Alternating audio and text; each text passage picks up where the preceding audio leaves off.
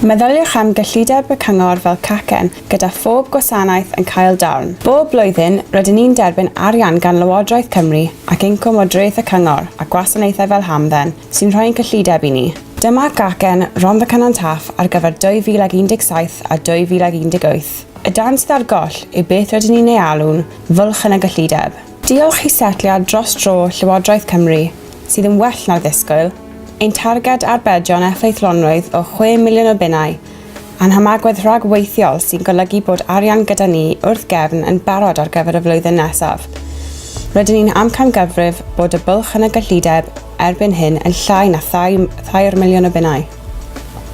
Rydyn ni angen eich helpu i gau'r bwlch yma, i wneud yn siŵr bod digon o gacen i gynnal y gwasanaethau ar ei lefelau presennol.